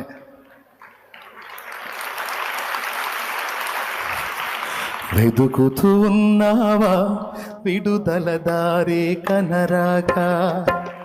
పొందే ఈ శ్రమలు నీతో ఉండవు కడదాకా. వెతుకుతూ ఉన్నావా విడుదల దారి కనరాక? ఉండే ఈ శ్రమలు నీతో ఉండవు కడదాకా. అదిగో ప్రియునికేక నీకై యేసురాక. అదిగో ప్రియునికేక నీకై. హల్లెలూయా. తన కళ్ళ ముందు ఎంతోమంది వెళ్ళి బాగుపడి వెళ్ళిపోతూ ఉంటే, కోనేట్లో పడి బాగుపడి వెళ్ళిపోతూ ఉంటే, తనను తీసుకెళ్ళి అందులో వేసేవాళ్ళు లేక పట్టించుకునేవాళ్ళు లేక ఎన్ని ఏడ్చుకున్నాడో, ఎన్ని రోజులు ఏడ్చుకున్నాడు. ఆ కన్నీళ్ళను ఆయన చూసి తానే దిగొచ్చాడు.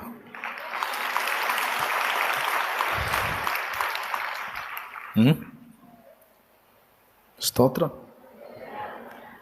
మోషే, నా ప్రజలకు ఇశ్రాయేలీయుల మొర్ర నిజముగా నా యొద్దకు చేరి ఉన్నది. ఇశ్రాయేలీయుల మొర చేరిందా, మోషే మొర చేరిందా? మోషే ఎవరు? ఇశ్రాయేలీయుడే. అటుపక్క వాళ్ళ మొర్రతో పాటు ఇటుపక్క మోషే మొర్ర. దేవా, నేను ఏమనుకున్నాను, ఏం ఆశించాను? సింహాసనాన్ని వదిలిపెట్టానే, రాజ్యం వద్దనుకున్నానే, ఫరో రాజు కుమార్తె కుమారుడు తర్వాత సీట్ ఎక్కేవాడిని వద్దనుకున్నానే, నా ప్రజల్ని బయటికి తేవాలనుకున్నానే. ఏమిటి నాకు ఈ పరిస్థితి? ఎంతకాలం నాకు ఈ బాధ? ఇంత కృప పొంది ఇన్ని త్యాగాలు చేసి గొర్రెలు కాసుకోవటానికా? గొర్రెలు కాసుకోవటానికా? ఆకాశంలో నుంచి అగాధంలోకి పడ్డట్టుంది కదా నా గతి. ఇప్పుడు ఎవరు నాకు చైతన్యాన్ని ఇచ్చేది? ఎవరు నన్ను ప్రోత్సహించేది? ఎవరు నా ప్రజల్ని బయటికి తెచ్చేది? ఎవరు? వారి కథ అక్కడేనా? వారి చెర అక్కడేనా? నా చెర ఇక్కడేనా? దేవా, ఏంటి పరిస్థితి? ఈ మొర చేరింది. మోషే బాల ప్రభువు తానే దిగొచ్చాడు. ఆ రోగి కోసం దిగొచ్చిన ప్రభు, మోషే కోసం దిగొచ్చిన ప్రభు,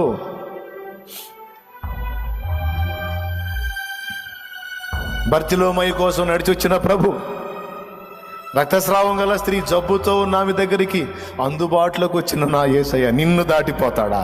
నిన్ను దాటిపోతాడా? నో, నువ్వు కాదు, తానే నీ వద్దకు దిగి వస్తాడు. గుర్తుపెట్టుకో.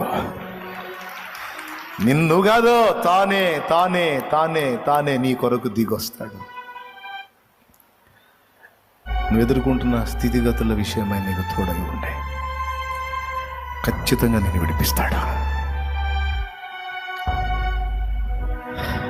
కొన్ని అనుభవాల కోసం అంతే ఈ ఎడబాటు. అనుభవ పాఠాలు పూర్తయినాక ఆయన్నే వస్తాడు. వచ్చి మోషే మోషే, సమూయేలు సమూయేలు, తల్లిని కూడా వదిలేశావు, తండ్రిని వదిలేశావు, నేనే తల్లిదండ్రి అనుకున్నావు నా కుమారుడా సమూయేలు, రా నీతో మాట్లాడతాను, రా రా నీతో మాట్లాడతాను, రా ఏలి తర్వాత నీవే ప్రవక్తవే, రా రా రా. దిగిరాలా? సమూయేలు కోసం దిగిరాలా? గానుగ చాటు నుండి తన గతిని తన వారి గతిని చూసి ఏడ్చుకుంటూ బాధపడుతున్న గిద్యోనును చూచి, పరాక్రమం గల బలాఢ్యుడా రా, నీకోసమే వచ్చారా? ఎవరు వచ్చారు? గిద్యోను పోయాడా? యేసయ్య వచ్చాడా? సీమోను సీమోను, ఏం చేపలు లేవా? ధోని అంతా ఖాళీగా ఉంది. అరే రే, ప్రయాస అంతా ఒట్టిదేనా? కదా, నేను ఎక్కుతారా నీ ధోని? నేను ఎక్కుతారా? 2 ధోనిలో మునుగునంత చేపలు నీకు ఇస్తాదా? నేనే వచ్చా నీకోసం దా. ప్రభు తానే నిన్ను దర్శించబోతున్నాడు. ప్రభు తానే నిన్ను దర్శించబోతున్నాడు. ప్రభు తానే నీ యొద్దకు వస్తున్నాడు. ఏ రూపేణ వస్తాడో నాకు తెలియదు, నిన్ను దర్శిస్తాడు ఆయన. ఆమేన్ చెప్పు, విశ్వాసంతో చెప్పు ఆమేన్. నువ్వు అనుభవిస్తున్న ఆవేదన అంతా ఎరుగున్నాడు. నీ కన్నీళ్ళు ఆయన బుడ్డిలో ఉన్నాయి. క్రీస్తులో హల్లెలూయా. బిడ్డ గుర్తుపెట్టుకో,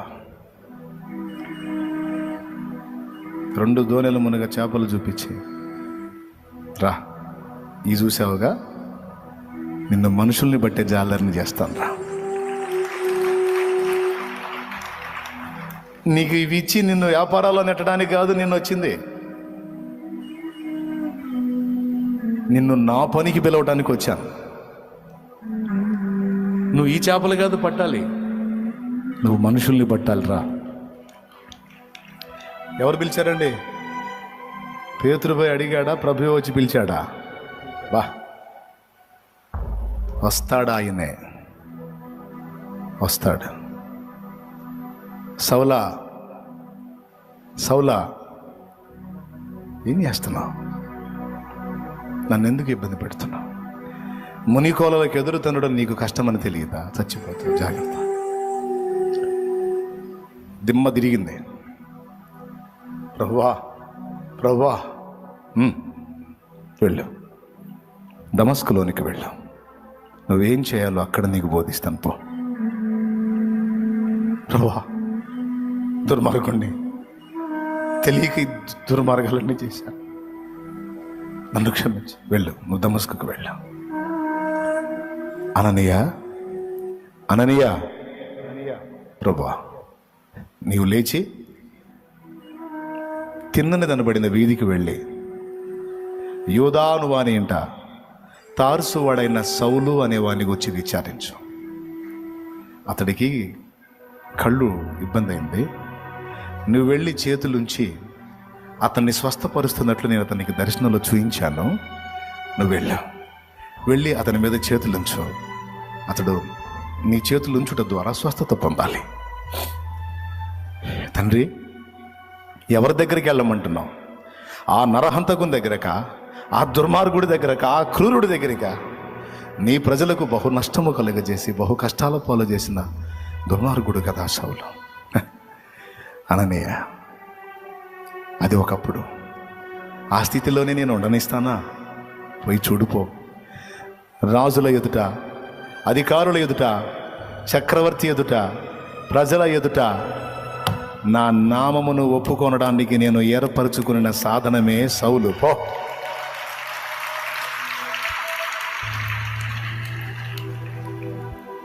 బిడలారా, ఇలా ఎన్ని చెప్పొచ్చు? ప్రభు తానే దిగి వచ్చి నెరవేర్చిన కార్యాలు కోకొల్లలు. అంతమంది దగ్గరికి వచ్చినోడు నీ దగ్గరికి రాడా? అలానే ఉంచేస్తాడా నిన్ను? ఆ స్థితిలోనే, ఈ కన్నీళ్లలోనే, అవమానాల్లోనే, ఆవేదనలోనే నిష్ప్రయోజనమైన పాత్రగానే వదిలేస్తాడా? నో, నిశ్చయముగా ప్రభు నీ దగ్గరికి వస్తాడు. ఆయన కొరకు నిన్ను సిద్ధపరచుకుంటాడు. నీ ఉన్న పరిస్థితులలో నుంచి నిన్ను విడిపిస్తాడు. ఆయనే చెప్పమన్నాడు, నేను ఉండనేనని చెప్పు. నేను ఉన్నవాడను, నా బిడ్డల్ని వారి యొక్క శ్రమలలోనే పడవేయను, వారిని అక్కడ ఉండనియను, నేను వారిని విడిపించువాడనై ఉన్నాను. శాపములోనే నేను పడవేసేవాడిని కాను, అక్కడి నుండి విడిపించి ఆశీర్వాదపు అనుభవాల్లో గుండా నడిపించువాడను. చెప్పు. నిరీక్షణ కోల్పోయి నిరుత్సాహము, నిరాశ, ఊబిలోకి దిగిపోయిన వారికి చెప్పు, అందులో ఉండని నిన్ను పైకి లేవనెత్తువాడనని. మునుముందు నూతన కార్యాలు ఉన్నాయని చెప్పు. కొన్ని చూశారు, ఇక ముందు అనేకమైన వాటిని చూడబోతున్నారని చెప్పు. నమ్మినోడు స్వతంత్రించుకుంటాడు, అనుమానించినోడు కోల్పోతాడు. కృప వెంబడి కృపను పొందుచు, కృపలో జయ గీతమే పాడుచు. కృప వెంబడి కృపను పొందుచు, కృపలో జయ గీతమే పాడుచు. కృపలో జయ గీతమే పాడుచు. యేసయ్యా నీవే నాగని, వేరెవ్వరు నాకు లేరని.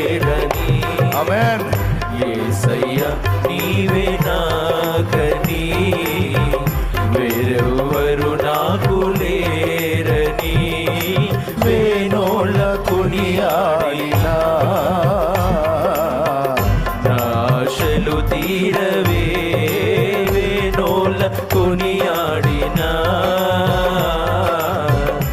ఆశలు తీరవే. దేవా ఎప్పుడు వాగ్దానం చేశావు? ఏది నీ సంతానం? మాటిచ్చావుగయ్యా. నీ సంతానం భూలోకంలోని జనులందరూ నీ సంతానంలో ఆశీర్వదించబడతాను వాగ్దానం చేశావుగయ్యా. ఏది? సంవత్సరాలు ఖర్చు అయిపోయింది గయ్యా.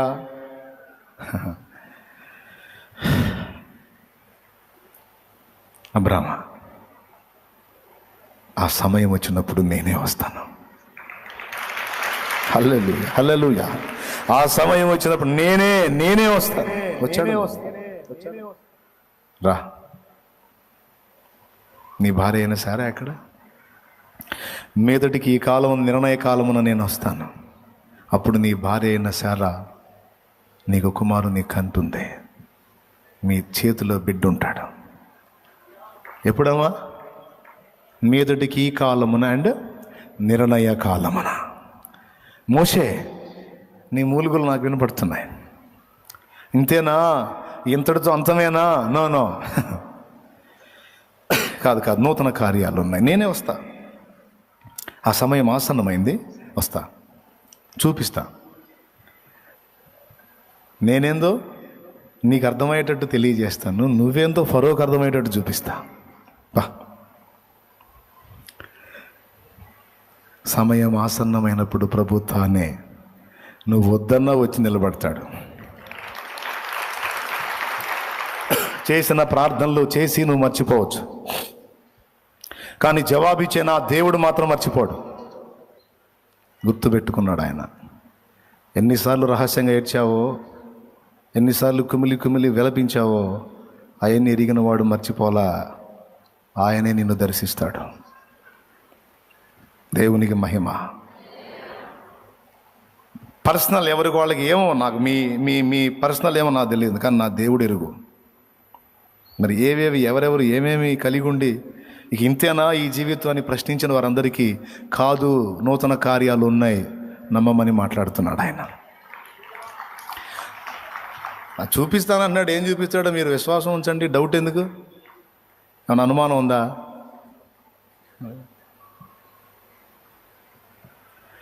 ఉందిలే దీవెనా.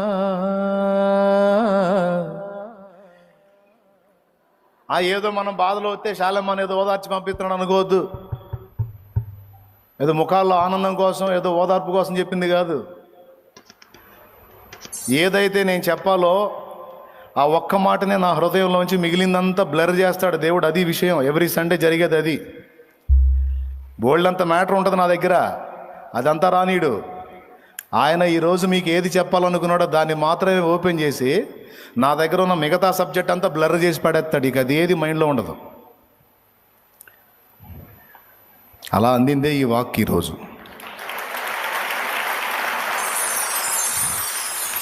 పలుగాకి లోకం నిందించిన ఏకాకివై నీవు రోదించిన, పలుగాకి లోకం నిందించిన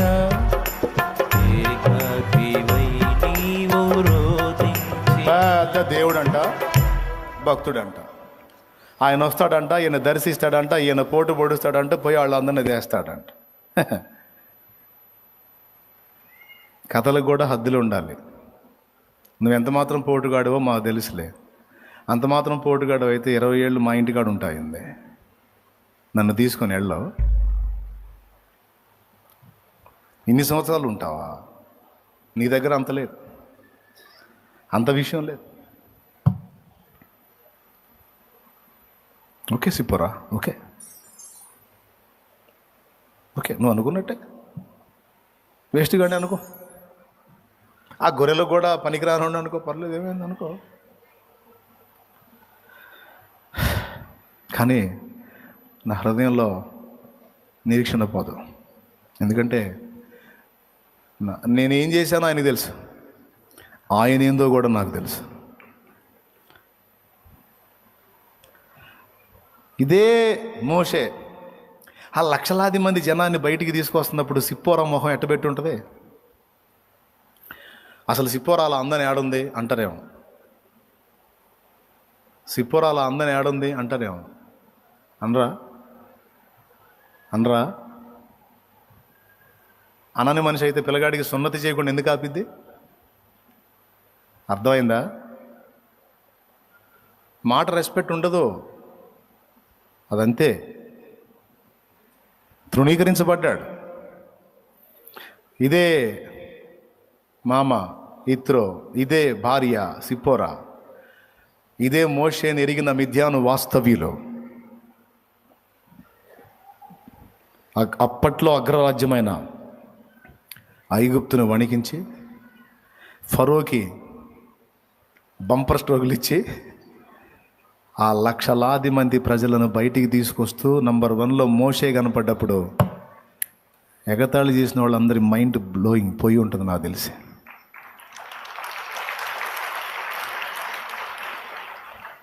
దేవుడు చేసే కార్యాలు అట్లా ఉంటాయి తమ్ముడు. కాబట్టి చెబుతున్న ధైర్యం, డోంట్ వర్రీ. ఉన్న పరిస్థితులు ఆటే కాలం కొనసాగవు, అందులోనే నువ్వు ఉండవు, అవి మారుతాయి. అది. ఇంకేమైనా డౌట్ ఉందా? లేదా? ఇంకెందుకు కూర్చోడం లేండి.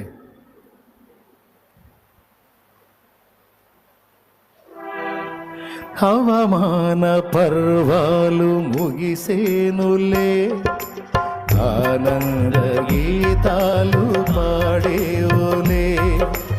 అవమాన పర్వాలు ముగిసేనులే, ఆనంద గీతాలు పాడేవులే. నవ్వినోళ్ళంతా నీ ముందు తలను వంచేదు ఇక ముందు, నవ్వినోళ్ళంతా నీ ముందు తలను వంచేదు ఇక ముందు. ఉందిలే దీవెనా, ఎందుకా వేదన, ఉందిలా యాతన, దేవుడే మరచునా. కన్నుల జారిన కన్నీళ్ళు తడిపెను దేవుని పాదాలు, ఇప్పటి నుండి నీ కళ్ళు చూచును దేవుని కార్యాలు. కన్నుల జారిన కన్నీళ్ళు తడిపెను దేవుని పాదాలు, ఇప్పటి నుండి నీ కళ్ళు చూచును దేవుని కార్యాలు. అందరూ అన్నీ పొందారు, నేనేం పొందలేకపోయాను. Don't worry, don't worry. నీకు సిద్ధం చేసింది సిద్ధం చేసి ఉంచాడు. ఆ సమయం వచ్చినప్పుడు నీకు అది అందుబాటులోకి వచ్చేటట్టు ఆయన చేస్తాడు. ఇవన్నీ షాలేము రాజు అనే నేను అనుభవించకుండా చెప్పట్లా, అన్ని ప్రాక్టికల్గా అనుభవించి చెప్పా. ఈరోజు మీకు వచ్చిన ఈ వాగ్దానం ఆనాడు నాతో దేవుడు మాట్లాడిన వాగ్దానం. దేవా ఏంటి నా పరిస్థితి? ఆ పరిస్థితిలో ఉండవా హడావుడి ఉండరా, కొద్దిగా ఆగురా, ఎదురు చూడరా, పరిగెత్తవా, వెయిట్ వెయిట్ వెయిట్. బలమైన కార్యాలు చూస్తావు. ఇప్పుడు చూసింది ఎప్పటివరకు చూసింది కొన్నే, ఎప్పటివరకు చూసింది కొన్నే, చిన్న చిన్నవి. వీటికంటే మరి గొప్పవి చూస్తాం. ఆమేన్. అనేకులకు దీవెనకరంగా మారుతావు, ఆశీర్వాదకరంగా మారుతావు. నువ్వు జయిస్తావు. నేనున్నాగా, నీ చెయ్యి నేను పట్టుకుని ఆ జయ జీవితాన్ని నీకు నడిపిస్తాను నేను. Don't worry. ప్రార్థన చేద్దామా? విశ్వాసులైన వాళ్ళు స్వతంత్రించుకుంటారు. ఎంతమంది విశ్వసిస్తున్నారో ఏమో మరి. ఈరోజు దేవుడు అందించిన ఈ వాక్కు శ్రేష్టమైనది ఏమిటి? ప్రేమ. ప్రేమతో పాటు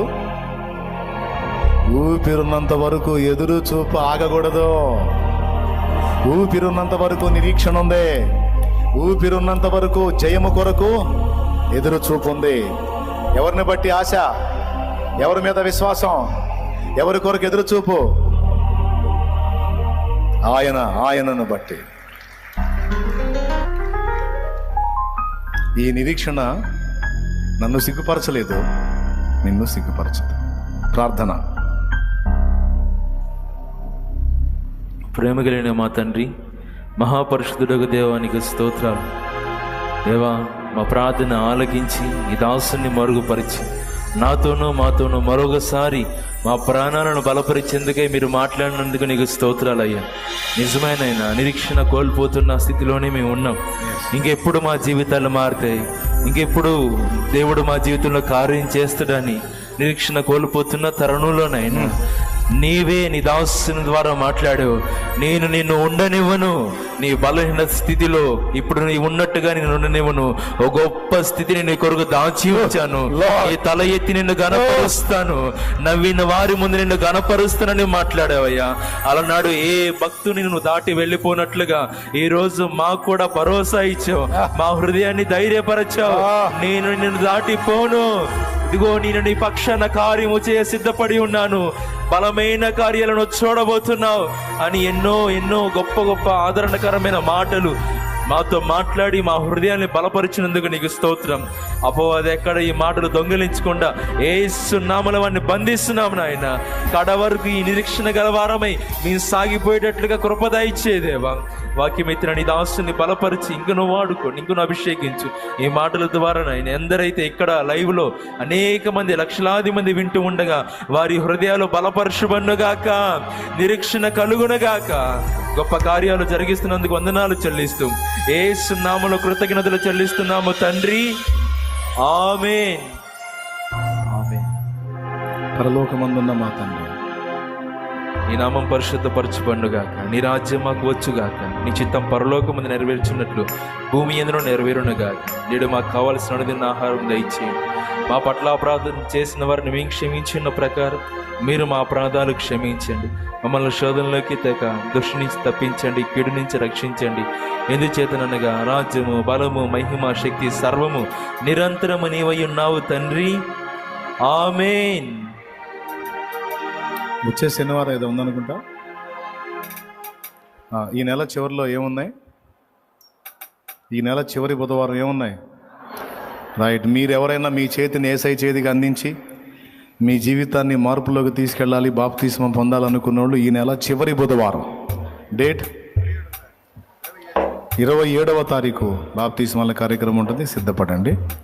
27 ఈ లోపు పాపాలు ఒప్పుకొని మారు మనసు పొంది ప్రభునామమున ప్రార్థన చేసి సిద్ధపడండి. ఈ నెల 27న బాప్తిస్మాలు ఉన్నాయి. ఆశీర్వాదంతో ముగించుకుందాం. మన తండ్రి అయిన దేవుని ప్రేమ, ఆయన ప్రియ కుమారుడు లోకరక్షకుడైన యేసు క్రీస్తు దివ్యమైన కృప, పరిశుద్ధాత్మ దేవుని అన్యోన్య సహాయ సహవాసములు సమకూడిన మనకు, సకల పరిశుద్ధులకు, సార్వత్రిక సంఘం అంతటికి, అలాగే ఈరోజు దేవుడు పలికిన మాటలు నెరవేర్చి ఆయన మన ఎడల కృప చూపిస్తున్నందుకు యేసు నామమున అడుగుచున్నాము తండ్రి. సదాకాలము తోడే నడిపించును గాక. ఆమేన్. ప్రవేశ రక్తమే జయం, ప్రవేశ రక్తమే జయం. యేసు నామానికి సంపూర్ణ విజయం కలుగును గాక. ఆమేన్. హల్లెలూయా, హల్లెలూయా, హల్లెలూయా.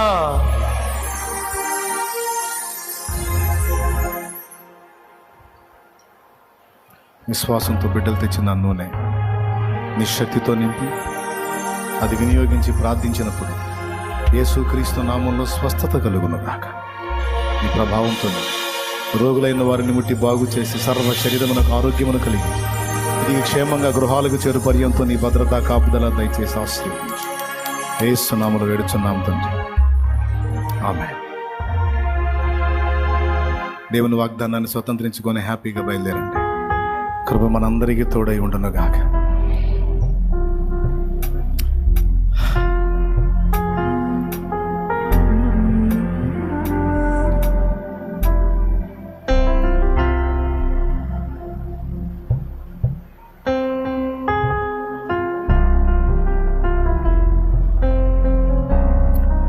మీ అందరికీ హృదయపూర్వక వందనాలు. అందరినీ కలవాలని ఆశ ఉంది, కానీ కలిసేదానికి ఇది ప్రజెంట్ పొజిషన్ కొంచెం కష్టంగా ఉంది. ప్రభు చిత్తం అయితే మరో పర్యాయం కలుద్దాం. రైట్. భయపడకండి, కృంగిపోకండి. వాగ్దానం చేసిన వాడు ఎంతైనా నమ్మదగిన దేవుడు, సిగ్గుపరచడు. తప్పకుండా దేవుని కార్యాలు చూస్తాం. వెళ్ళేటప్పుడు జాగ్రత్త, నిదానంగా వెళ్ళండి. కృప మనందరికీ తోడై ఉండునుగా. మీ అందరికీ వందనాలు.